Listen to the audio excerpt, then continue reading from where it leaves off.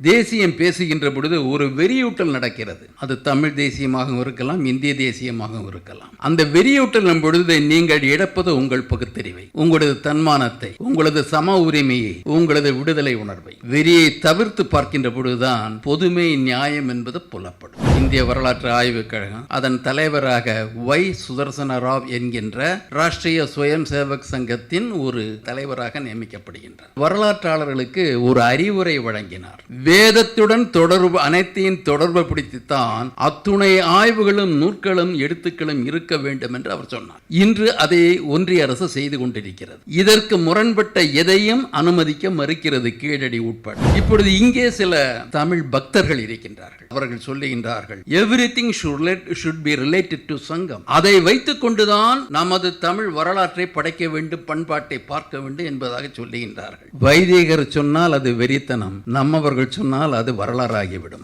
இன்றைக்கு தமிழ் சங்கம் எங்கே இருக்கிறது? கிண்டியில் இருக்கிறது. மேதகு கவர்னர் அவர்கள், சான்சலர் அவர்கள், வேந்தர் அவர்கள் ஒரு புரவலராக இருக்கின்றார். இது 5வது தமிழ் சங்கமோ 6வது தமிழ் சங்கமோ யாமறியும். ஆனால் புரவலிப்பு செய்கின்றார். இதை ஒரு சிலர் எடுத்துக் கொண்டிருக்கின்றார்கள். மோடியால் தமிழ் வாழ்கிறது என்று கூட சொல்லுகின்றார்கள். ஆனால் ஒரு அறிவுலக பார்வை, ஆய்வு பார்வை என்பது வேறு விதமாக இருக்க வேண்டும். சங்கம் என்பது சதியின் ஒரு வெளிப்பாடு. பாரதி பாடுறார், ஆதிசிவன் பெற்றுவிட்டான் என்னை ஆரிய மைந்தன் அகத்தியன் என்றோர் வேதியன். ரொம்ப அழுத்தமா சொல்றார். ஆரியன் சாதாரண எடுத்துக்காதீங்க, வேதியன் கண்டு மகிழ்ந்தே நிறைமேவும் இலக்கணம் செய்து கொடுத்தான். என்ன பெருமையா பேசுறாங்க. இப்ப தமிழ் யாரால் இந்த வடிவம் பெற்றது, செழுமை பெற்றது, செம்மையடைந்தது? வேதியனா. தொல்காப்பியத்திற்கு உரை எழுதிய நச்சினார்க்கினியர் ஒரு பழம்பெரும் பாண்டியனை பற்றி குறிப்பிடுகின்றார். அந்த பாண்டியன் 24,000 ஆண்டுகள் ஆட்சி செய்தான்னு அவர் சொல்றார். நமக்கு நாம பெரியார் பார்வையில பார்த்துட்டோம், சிற்றறிவு நமக்கு புரியல. ஒரு மன்னன் 24,000 ஆண்டு இருக்கான், 3 சங்கமம் சேர்ந்து 10,000 ஆண்டு கூட வரல.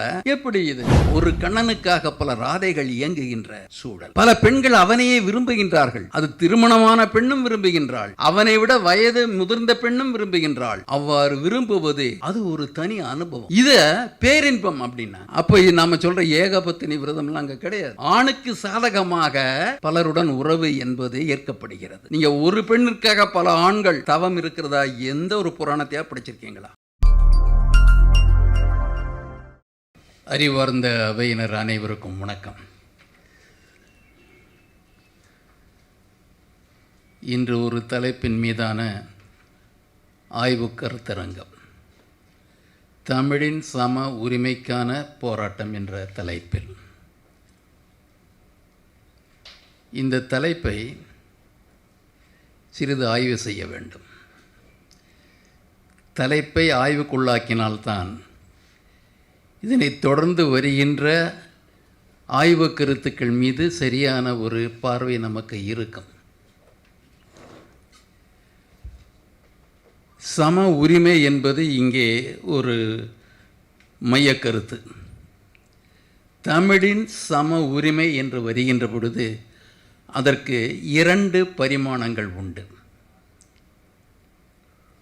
ஒன்றிற்கு மேற்பட்ட மொழிகளிடையே உள்ள தொடர்புகள், உறவுகள், விரிசல்கள் இவற்றை பொறுத்தவரையில் வருகின்ற மொழிகளுக்கிடையேயான சம உரிமை என்பது ஒன்று. 2வது பரிமாணம் என்பது இந்த மொழியே சம உரிமைக்கான ஒரு கருவியாக செயல்படுகிறதா என்பதை பார்க்க வேண்டிய, ஆய்வு செய்ய வேண்டிய ஒரு கட்டாயம் நமக்கு இருக்கிறது. ஒரு மொழியின் சம உரிமை என்பது அந்த மொழியை அடையாளமாக கொண்ட மக்களுக்கு சம உரிமை வழங்குவதாக அமைய வேண்டும். அதை விடுத்து இதை வெறும் ஒரு மொழி பிரச்சனையாக மட்டுமே பார்த்தோம் என்றால் நாம் ஒரு தவறை செய்வதாக அமைந்துவிடும் என்று அஞ்சுகின்றேன். மொழி என்பது மனித படைப்பு, எந்த உடுக்கையின் படைப்பும் அல்ல. ஒலியை மொழியாக மாற்றி கருவியாக மாற்றுகின்ற திறன் மனித இனத்திற்கு உண்டு. ஒலியை சொற்களாக, மொழிகளாக மாற்றி ஒரு நாகரிகத்தை மேம்படுத்துகின்ற ஒரு பங்கை முடி செய்வதற்கு மனிதனது முயற்சியும் சிந்தனையும் செயல்பாடுகளும் தான் காரணம். ஆகவே முடியை நாம் பார்க்கின்ற பொழுது மனிதனை மையப்படுத்தி முடியை பார்க்க வேண்டுமே தவிர மொழியை மையப்படுத்தி மனிதனை பார்க்கக்கூடாது என்று நினைக்கின்றேன். மனிதனது அறிவு வளர வளர மொழியும் வளரும். மனிதனது படைப்பாற்றல் விரிவாக்கம் அடைகின்ற பொழுது மொழியும் வளரும். மொழியின் வளர்ச்சி என்பது அடிப்படையில் மனித சிந்தனை செயலாக்கத்தின் ஒரு மறு பதிப்பாகத்தான் இருக்கும். மொழி ஒரு கருவியே, அது அடையாளமாக இருக்க வேண்டிய ஒரு அவசியம் இருக்கிறது. இதை உட்கொண்டுதான் நாம் பார்க்க வேண்டும். மொழியை பொறுத்தவரையில் என்னை போன்றவர்களுக்கு அல்லது நம்மை போன்றவர்களுக்கு இருக்கின்ற பார்வை பெரியாரிய பார்வை. என் மொழி என்பதற்காகவோ, என் மதம் என்பதற்காகவோ, என் ஜாதி என்பதற்காகவோ, என் தேசம் என்பதற்காகவோ எந்த பெருமிதமும் எனக்கு இல்லை. எனக்கு இருக்கின்ற இந்த கருவியை எந்த திசையில் நான் கொண்டு செல்கின்றேன் என்பதை பொறுத்து தான் என்னை சமூகம் மதிப்பீடு செய்யும். இதை நன்றாக புரிந்து கொள்ளுங்கள். ஏனென்றால் இன்று மனிதம் தவிர்த்த தேசியம் பேசப்படுகிறது. மனிதத்தை ஒதுக்கிவிட்டு ஒரு தேசியம் பேசப்படுகிறது. அதன் விளைவுகளை நாம் உலக அரங்கில் பார்த்து கொண்டிருக்கின்றோம். நாம் மனிதத்தை, பொதுமை மனிதத்தை அடிப்படையாக வைத்துக்கொண்டு இந்த பிரச்சனையை பார்க்க வேண்டும்.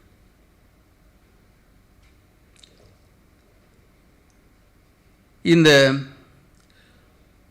தேசியம் பேசுகின்ற பொழுது அது தமிழ் தேசியமாகவும் இருக்கலாம், இந்திய தேசியமாகவும் இருக்கலாம். தேசியம் பேசுகின்ற பொழுது ஒரு வெறியூட்டல் நடக்கிறது. அந்த வெறியூட்டல் பொழுது நீங்கள் இழப்பது உங்கள் பகுத்தறிவை, உங்களது தன்மானத்தை, உங்களது சம உரிமையை, உங்களது விடுதலை உணர்வை. வெறியை தவிர்த்து பார்க்கின்ற பொழுதுதான் பொதுமை நியாயம் என்பது புலப்படும்.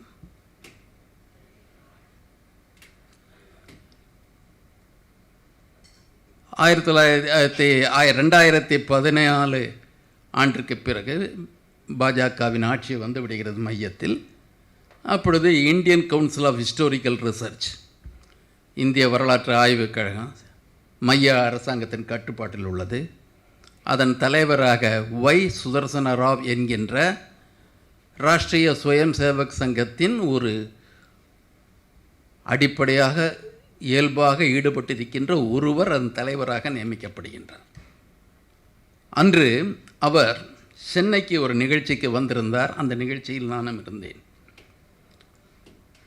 சென்னையில் நிகழ்வை அமைத்தவர்கள் வைதீக தேசியம் பேசுபவர்கள்.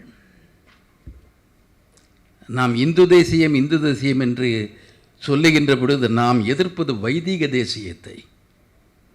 அந்த வைதீக தேசியம் பேசுகின்ற ஒரு நிறுவனம் அதை அமைக்கின்றது. அந்த வை சுதர்சன ராவ் என்கின்ற அவர்களால் போற்றப்படுகின்ற அறிஞர் அன்று வரலாற்றாளர்களுக்கு ஒரு அறிவுரை வழங்கினார். வரலாறு எப்படி ஆய்வுக்கு உட்படுத்தப்பட வேண்டும், எவ்வாறு படைக்கப்பட வேண்டும் என்று. அப்பொழுது அவர் சொன்னது, everything should be related to past, to the past. பழமையுடன் அனைத்தையும் இணைத்து பார்க்க வேண்டும். not immediate past, அண்மை தொன்மை அல்ல, ரிமோட் பாஸ்ட். அவர் சொல்லுவது இஸ்லாமியர் காலத்தை தவிர்த்து விடுங்கள், அதற்கு முந்தைய காலத்தை விடுங்கள்.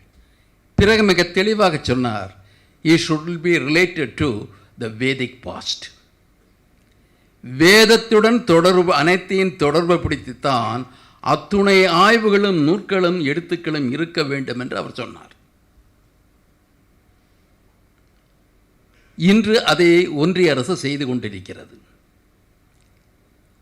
இதற்கு முரண்பட்ட எதையும் அனுமதிக்க மறுக்கிறது. கீழடி உட்பட எதையும் மறுக்கிறது. இப்பொழுது இங்கே சில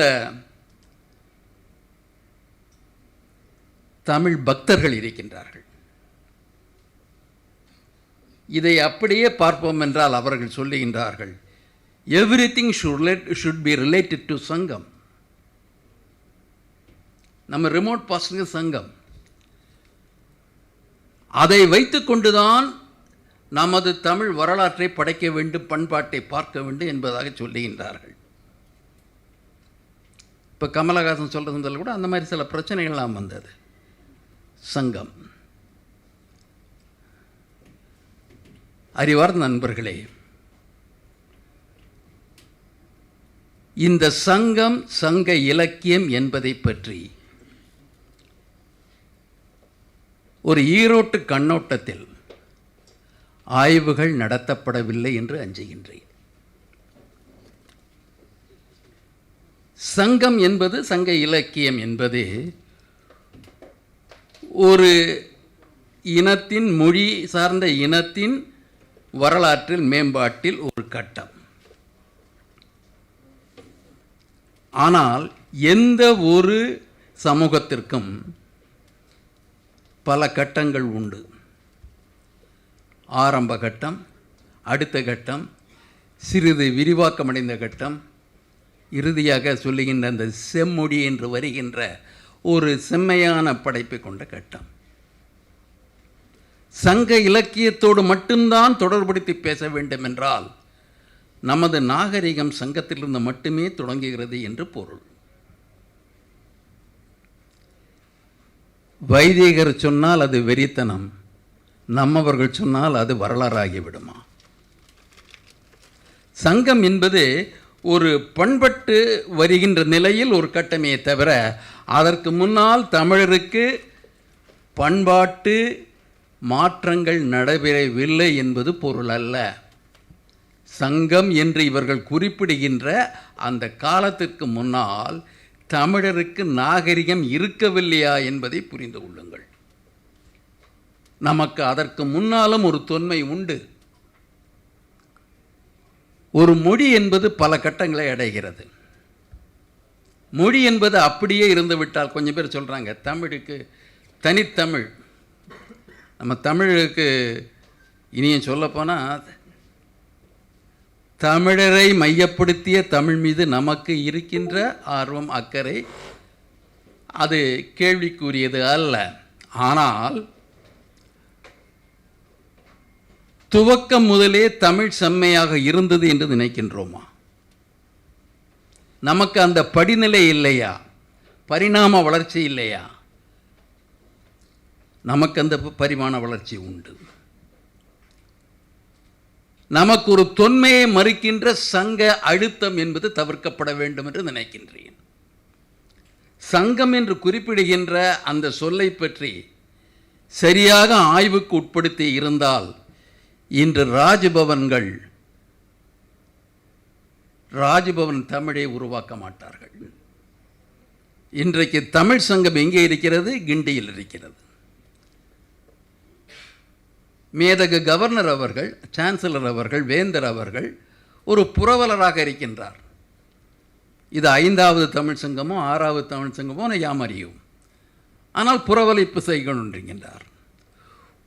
இதை ஒரு சிலர் எடுத்துக்கொண்டிருக்கின்றார்கள். மோடியால் தமிழ் வாழ்கிறது என்று கூட சொல்லுகின்றார்கள்.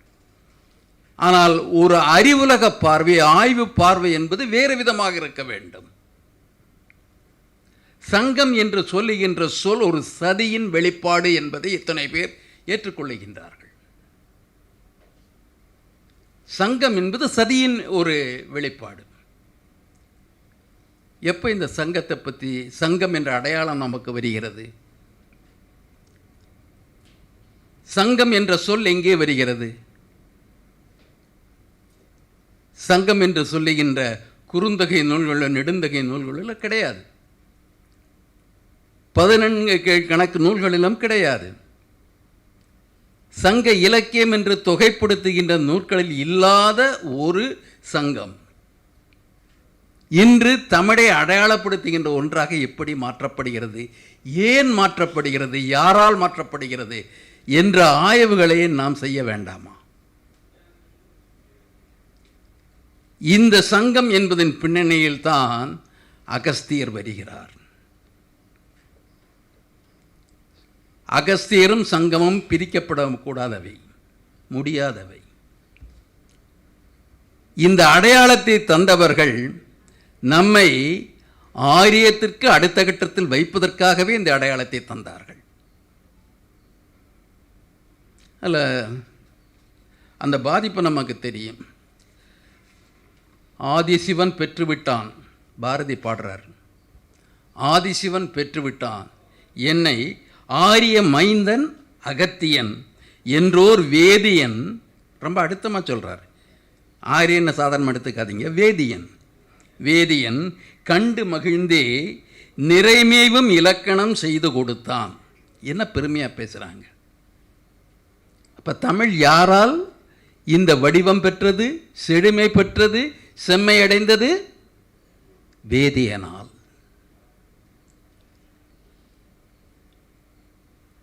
இந்த கதை எப்பொழுது வந்தது? சங்கத்தில் உண்டா?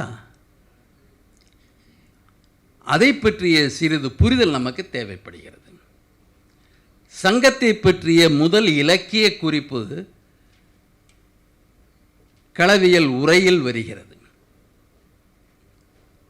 களவியல் உரை என்பது கிபி 8ஆம் நூற்றாண்டுக்கு பின் உருவாக்கப்பட்டது.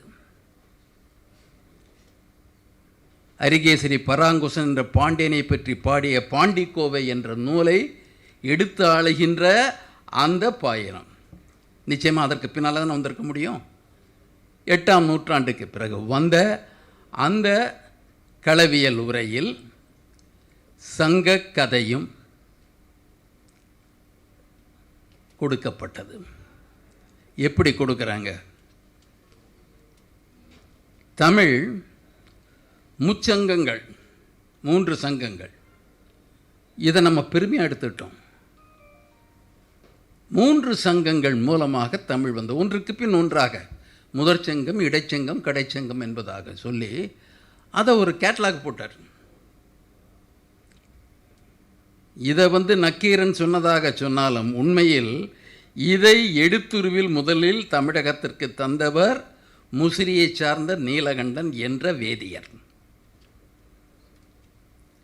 அவர் என்ன சொல்கிறாரு? எனக்கு 10 தலைமுறைக்கு முன்னால் இதை உருவாக்கிட்டாங்க, அதை நினைவிலேயே கொண்டு வந்தோம், வாயச்சொல்லையே நம்ம வழங்கிட்டு வந்தோம், எடுத்து கொடுக்கல, ஸ்ருதியாகவே வச்சுருந்தோம். இப்போ நான் எடுத்துருவில் கொடுக்குறேன்னாரு. ஆகவே களவியல் என்பது முசிறியை சார்ந்த நீலகண்டன் என்ற வேதியரால் உருவாக்கப்பட்ட ஒன்று. அதில் தமிழ் சங்கத்தின் வரலாற்றை கூறுகின்றார். முதற் சங்கம் தென்மதுரையில், அவர் சொல்கிறார், தென்மதுரையில் 4440 ஆண்டு காலம் தொடர்ந்தது. அதை யார் துவக்கி வைத்தார்கள்? முப்புறம் எரித்த விரிசடை கடவுள் லார்டு சிவா, அவர் கொண்டு வர்றார். அவருடைய குமரன் முருகவேள் அவர் இருக்கார். அப்புறம் அவருக்கு அடுத்த சிவகணத்தில் வர அகஸ்தியரை கொண்டு வர்றார். ஆனால் ஒரு இன்ஸ்டிடியூஷனை ரன் பண்ணால் பணம் வேணும் இல்லையா? அந்த ஃபினான்ஷியல் சப்போர்ட், அந்த ஃபினான்ஷியல் சப்போர்ட்டுக்கு பெருநிதி கிழவன் அப்படின்னு சொல்கிற குபேரனை கொண்டு வர்றாங்க. அப்புறம் அந்த நடைமுறையில் நமக்கு தெரிஞ்ச 1-2 தமிழ் புலவர்கள் பேரை சேர்த்துக்கிறாங்க. ஏன்னா உண்மையாக தெரியணும் இல்லையா? சில தொன்ம புலவர்கள் தெய்வங்களையும் கொண்டு வந்து விட்டு நமது செவி வழியில் வருகின்ற சில புலவர்கள் பெயர்களையும் சேர்த்து கொண்டு சொன்னார்கள். 4440 ஆண்டுகள் இந்த சங்கம் நீடித்தது. 89 பாண்டிய மன்னர்கள் ஒன்றுக்கு பின் ஒன்றாக இதை புறவலித்தார்கள். 4449 புலவர்கள் இதற்கு பங்களிப்பு செய்தார்கள். அதில் 549 புலவர்கள் முதன்மை புலவர்களாக இருந்தார்கள் அப்படின்லாம் சொல்லிட்டு அவர்கள் இயற்றிய நூற்கள் பெயரையெல்லாம் சொல்கிறாங்க.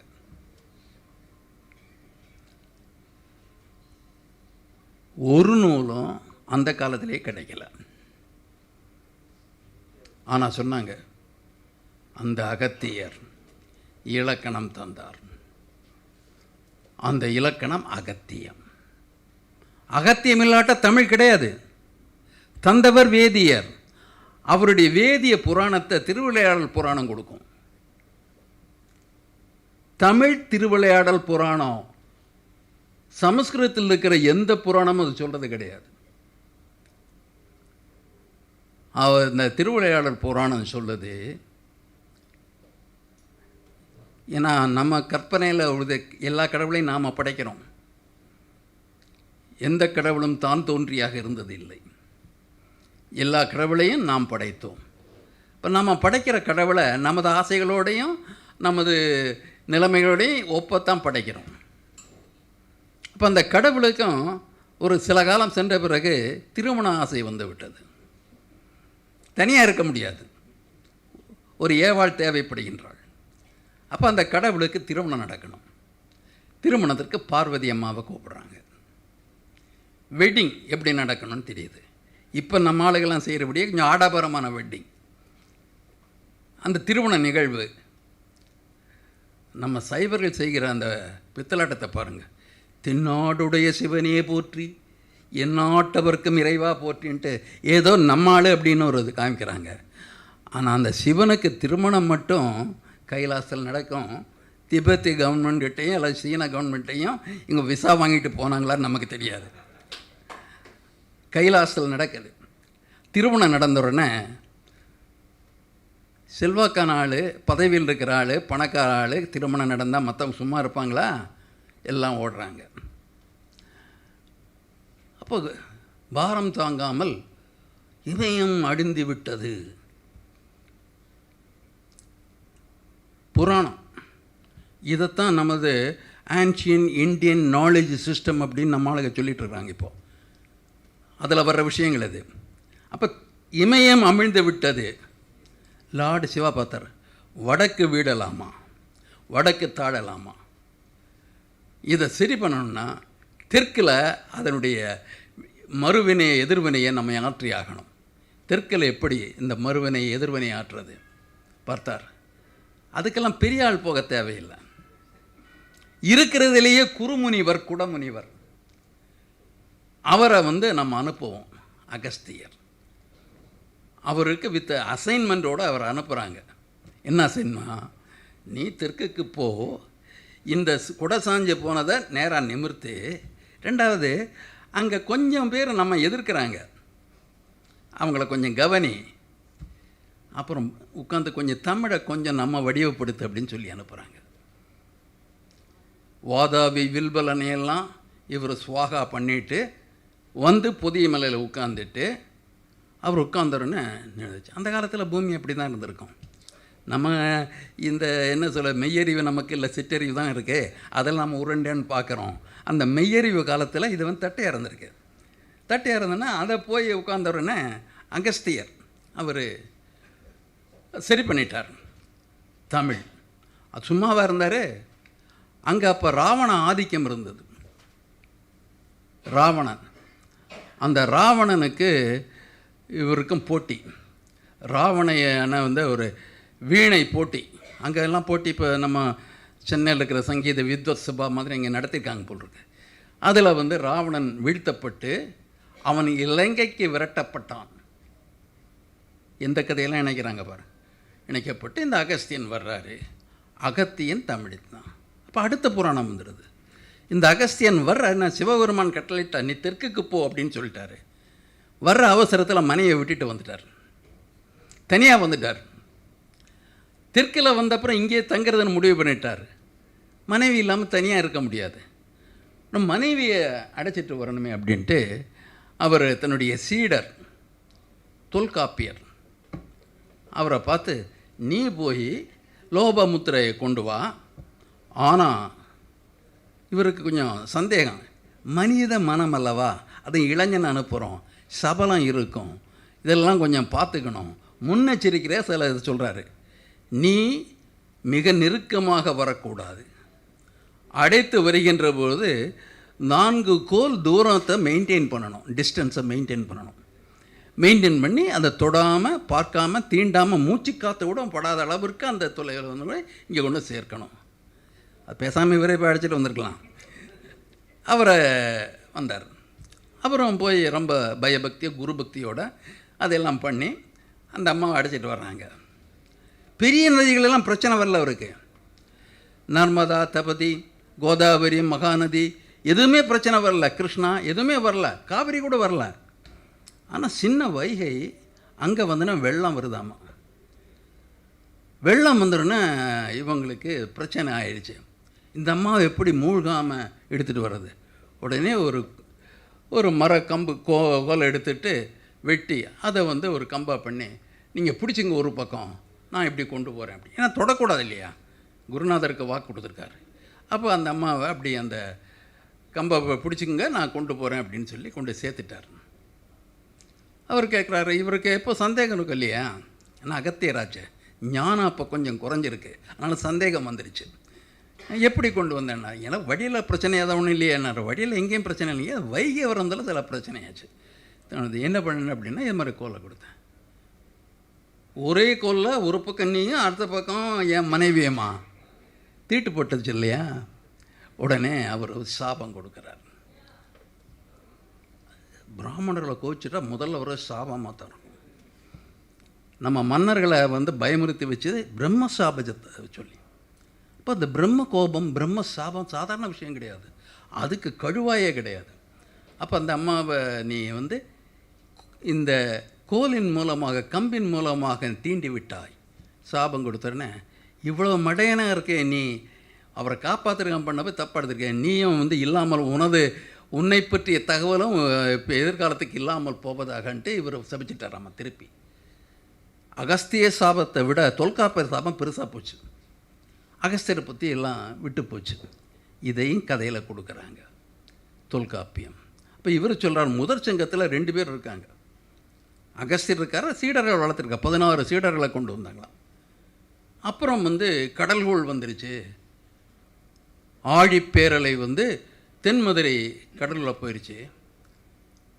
அப்போ அந்த மன்னர், முதல் மன்னன் பேரையும் கடைசி மன்னன் பேரையும் குறிப்பிடுறாங்க.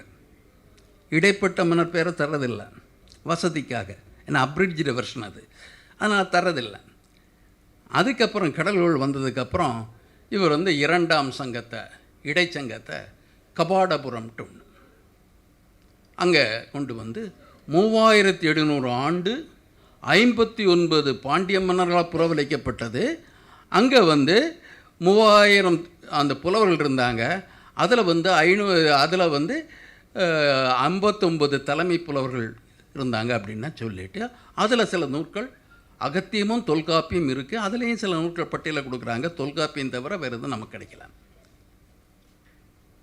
அதுக்கப்புறம் 3வது சங்கம், ஏன்னா இதுவும் அழிஞ்சு போச்சு கடல்கோளில். 3வது சங்கம், அவங்க சொல்கிற வார்த்தையை பயன்படுத்தின வார்த்தையை பாருங்கள், உத்தர மதுரை.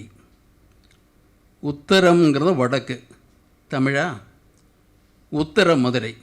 உத்தர மதுரைக்கு ஆரம்பித்து அதை வந்து 1850 ஆண்டுகள் இருந்து அழிஞ்சு போச்சு அப்படிங்கிறாங்க இந்த வரலாறு. மொத்தமாக நீங்கள் இந்த கணக்கு எடுத்தீங்கன்னா 9990 ஆண்டு 3 சங்கமும் சேர்ந்து இருந்திருக்கு. 9990 ஏறக்குறைய 10,000 பேட்டா ஷூ விலை மாதிரி அந்த 10 குறைச்சிக்கிறது, நம்பகத்தன்மை வேணும் இல்லையா, 10 குறைச்சிட்டு இந்த இத்தனை அளவு நீண்ட காலம் இந்த சங்கங்கள் இருந்தன அப்படின்னு சொல்லிட்டு, அதில் 2வது சங்கத்தில் பார்த்தா நம்ம லார்டு கிருஷ்ணா வந்துடுறாரு, துவரை கோமான் அவர் வந்துடுறாரு, அவரையும் சேர்த்துக்கிறாங்க. ஏன்னா பின்னால் புராண கடவுள்லாம் சேர்த்துக்கிறாங்க, பாண்டுரங்கனையும் சேர்த்துக்கிறாங்க, எல்லாம் கொண்டு வந்து வச்சுக்கிறாங்க.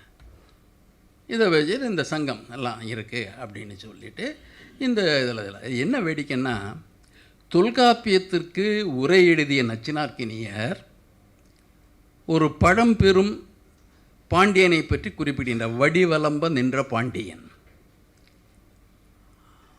அவன் காலை வந்து இந்த முன்னீரும் வடிம்பலம் வச்சாமா, நெடியோன் மாக்குத்தி அப்படின்லாம் சொல்லி அந்த பாண்டியனை பற்றி பெருசாக சொன்னாங்க. அந்த பாண்டியன் 24,000 ஆண்டுகள் ஆட்சி செய்தான்னு அவர் சொல்கிறார். இது 3 சங்கம் மொத்தமாக வந்து 9,990.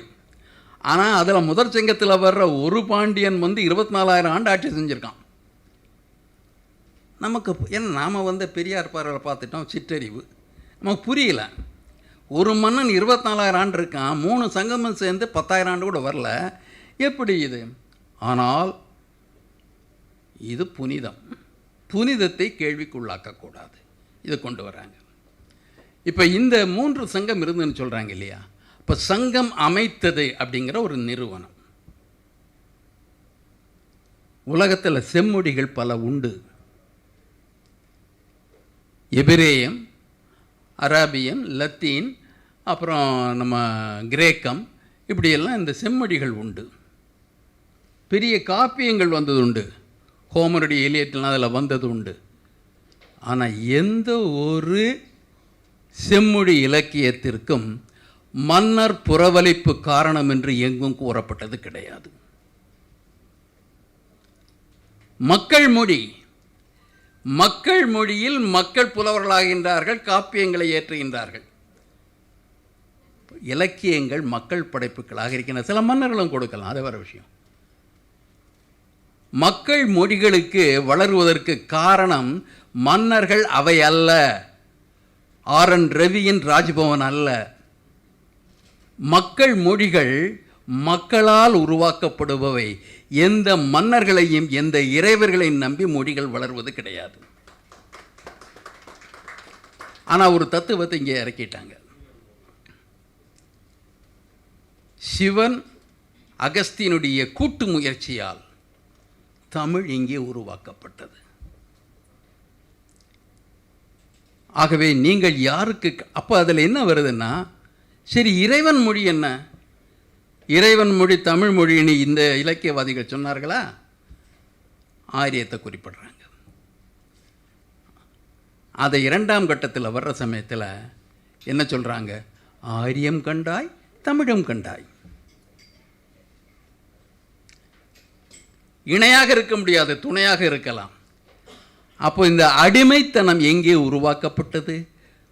ஒரு மனத்தளவில், பண்பாட்டு அளவில் தமிழர்கள் வடவர்களை விட குறைவானவர்கள் என்ற ஒரு மனநிலை, இணங்கி போகின்ற மனநிலையை உருவாக்கியது ஒரு இலக்கிய மரபு.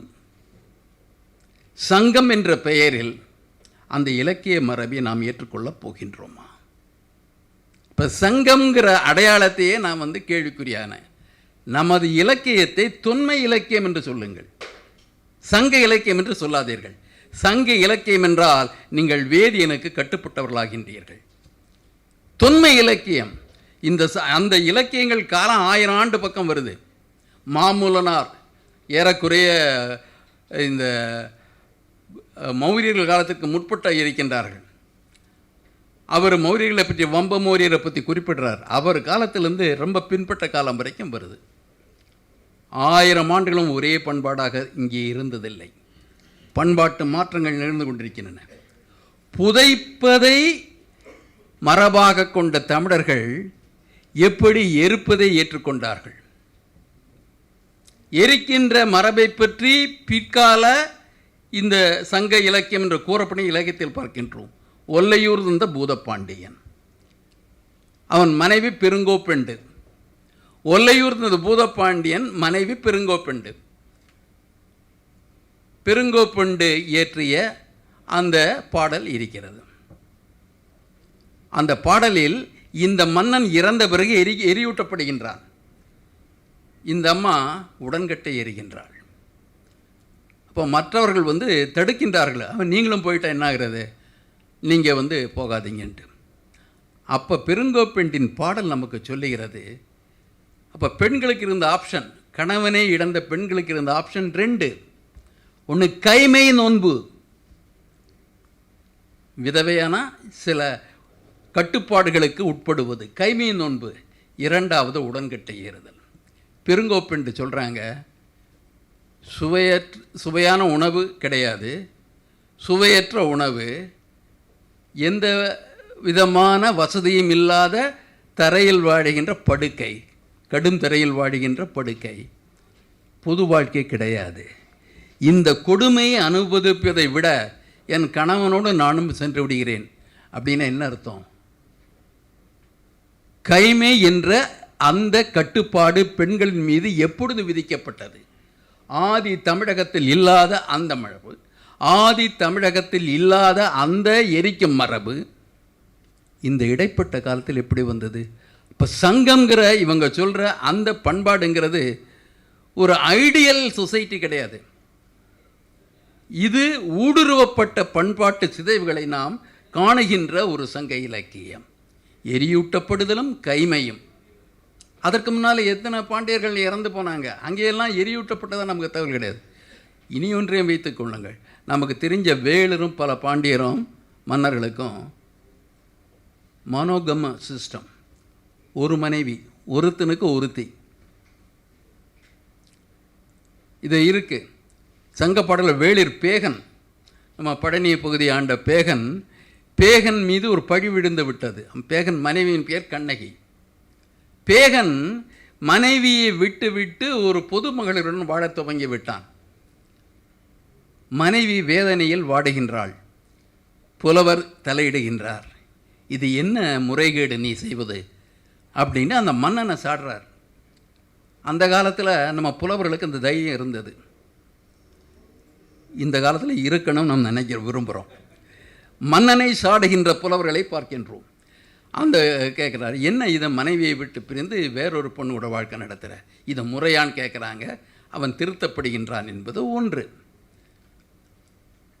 எந்த ஒரு செய்தி எடுத்துக்கொண்டாலும் பெரும்பாலும் மன்னர்கள், பாண்டிய மன்னனாகட்டும், சோழ மன்னனாகட்டும், சேர மன்னனாகட்டும், ஒருவன் ஒருத்தி என்ற நிலை. ஆனால் இதை தவிர்த்து நம்ம பக்தி காலத்துக்கு வர்ற சமயத்தில், பக்தி காலத்தில் ஒரு கண்ணனுக்காக பல ராதைகள் இயங்குகின்ற சூழல். பல பெண்கள் அவனையே விரும்புகின்றார்கள்.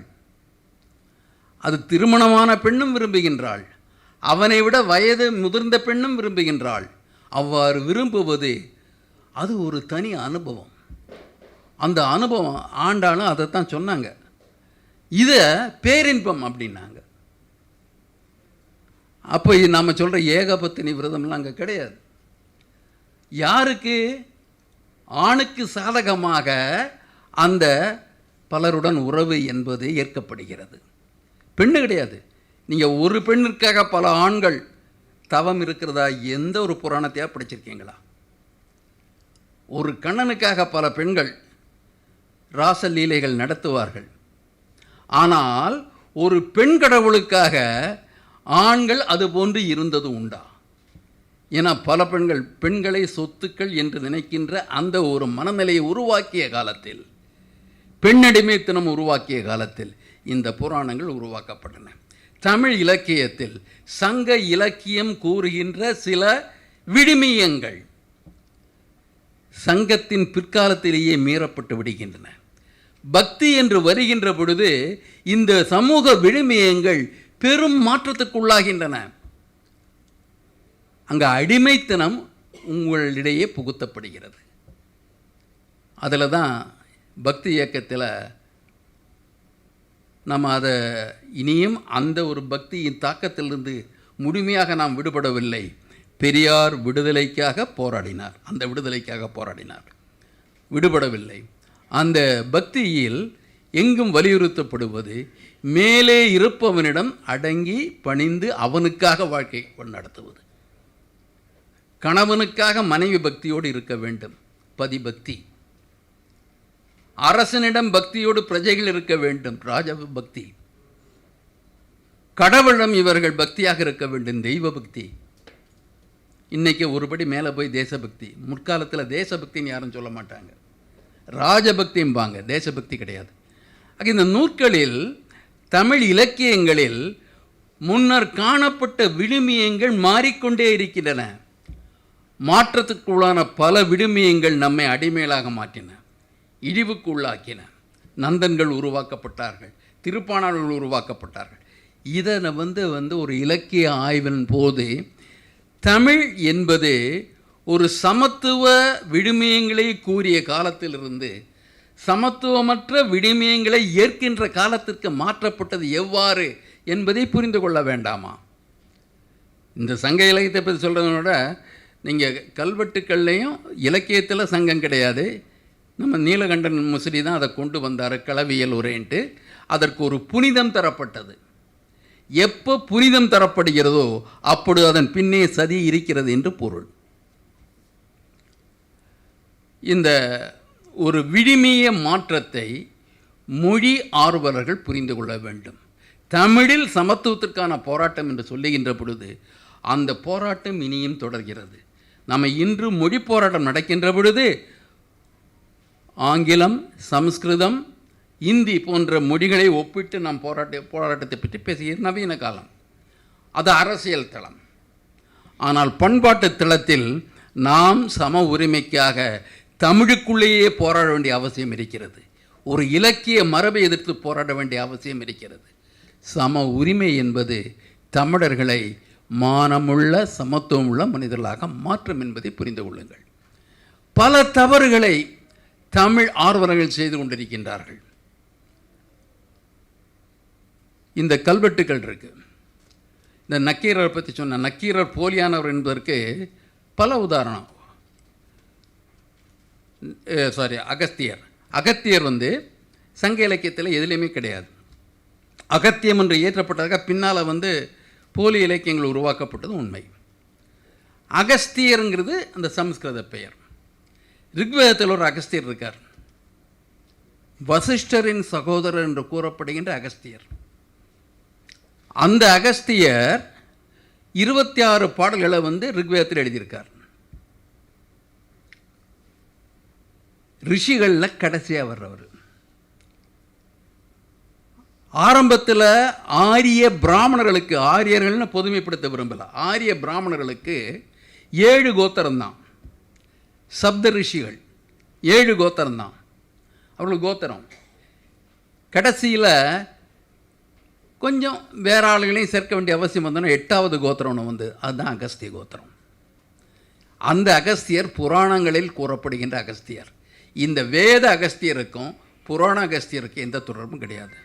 புராணத்தில் ஒரு அகஸ்தியர் கிடையாது, பல அகஸ்தியர் இருக்காங்க. ஆனால் இந்த அகத்தியரை இந்த வைதிக மரபு ஒரு முதன்மை ரிஷியாக ஏற்றுக்கொண்டது கிடையாது.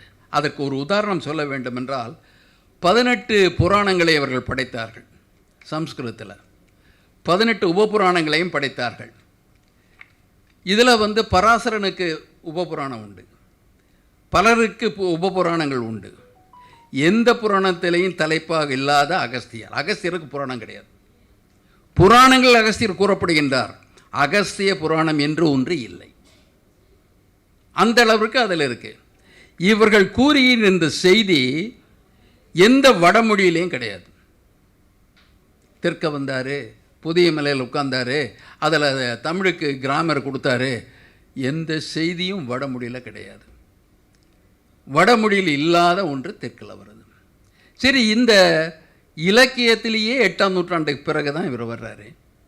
கல்வெட்டுக்களில் நமக்கு கிடைக்கின்ற செப்பேடுகளில் மிக பழமையான செப்பேடுகள் பாண்டியர்களை பொறுத்த வரைக்கும் இளையான்புத்தூர் செப்பேடு, ஏறக்குறைய கிபி 660ஆம் ஆண்டு செப்பேடு. அந்த செப்பேட்டில் அகஸ்தியர் கிடையாது. ஆனால் அந்த செப்பேட்டுக்கு பின்னால் வர்றதில், அந்த செப்பேடுகளுக்கு பின்னால் அந்த செப்பேட்டில் ஒன்று உண்டு, மகாபாரதம் தமிழ்படுத்த மதுராபுரி சங்கம் அமைத்தும் அப்படின்னு ஒரு செய்தி உண்டு. சங்கத்தில் எதுக்கு அமைச்சாங்கன்னா மகாபாரதத்தை தமிழில் கொடுக்கணும். ஆனால் சங்க இலக்கியத்தில் மகாபாரதம் உண்டா? எதுலையும் கிடையாது. ராமாயணமும் கிடையாது. மகாபாரதம் அமைக்கிறதுக்காக போட்டதா அதில் வருது 7ஆம் நூற்றாண்டு கல்வெட்டில்.